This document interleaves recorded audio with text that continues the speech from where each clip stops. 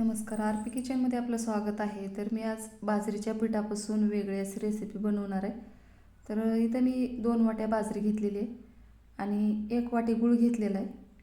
विलायची पावडर आणि मीठ पण घेतलेलं आहे. आता 1 वाटी गूळ या पातेल्यामध्ये टाकायचं आहे आणि लगेच याच्यामध्ये 1 वाटी पाणी टाकायचं आहे आणि गुळाचा पाक बनवून घ्यायचा आहे. गूळ वितळेपर्यंत गॅसवर ठेवायचे.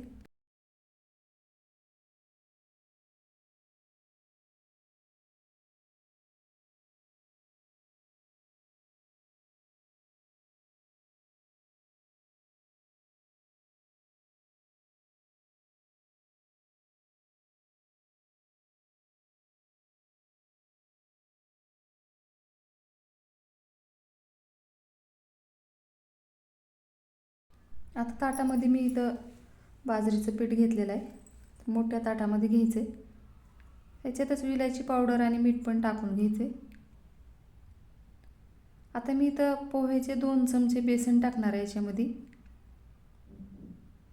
बेसनमुळे एकदम छान चव लागते. आता इथं गुळाचा पाक तयार झालेला आहे. गरम आहे तोपर्यंतच इथं चाळून टाकायचं आहे. तुम्हाला जर वाटलं तर थोडंसं 1 चमचाभर किंवा 2 चमचे गव्हाचं पीठ टाकलं तरी चालते, चिकटपणा येण्यासाठी.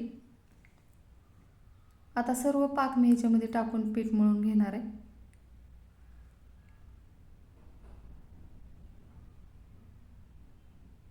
गरम असल्यामुळे मी चमच्याने ह्याला मिक्स करत आहे.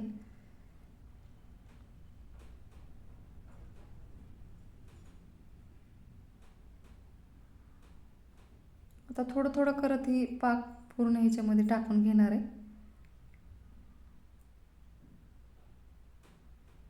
जर पीठ थोडंसं पातळ झालं तर याच्यामध्ये बेसन पीठ किंवा बाजरीचं पीठ मिक्स करायचे आणि एकदम छान घट्ट असं पीठ मळून घ्यायचे. तर ही रेसिपी थंडीमध्ये खाण्यासाठी एकदम छान आहे. तर ही 8 ते 10 दिवस टिकणारी पण आहे. तुम्ही बनवून डब्यामध्ये भरून ठेवू शकता.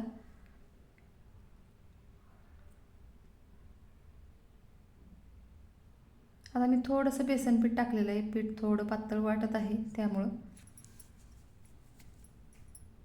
आता हे पीठ एकजीव करून घ्यायचे.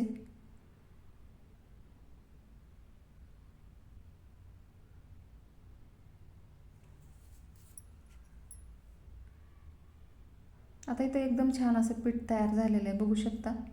आता याला एकजीव करून मिक्स करून चुरून घ्यायचे.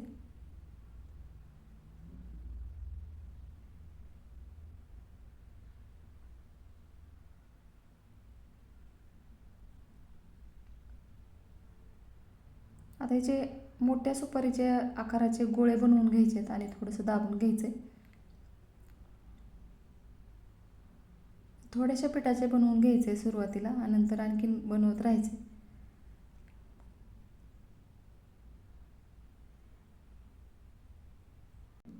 आता इथे प्लॅस्टिकचा कागद घेतलेला आहे.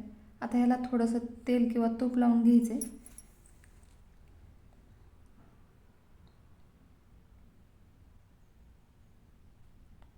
आणि याच्यावर एक एक पुरी तयार करून घ्यायची.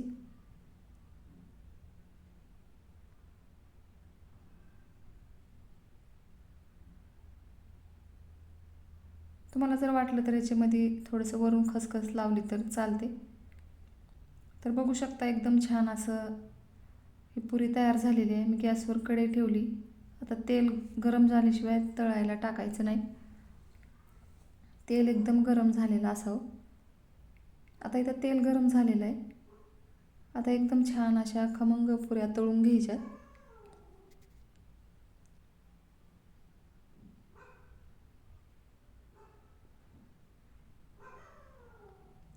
तर आता दोन्ही बाजूनी एकदम छान असं पुरी ही तळून घ्यायची.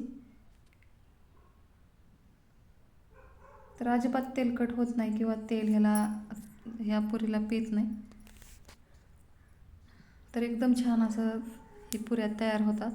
तर अशाच पद्धतीने मी सर्व बाजरीच्या पुऱ्या तयार करून घेणार आहे.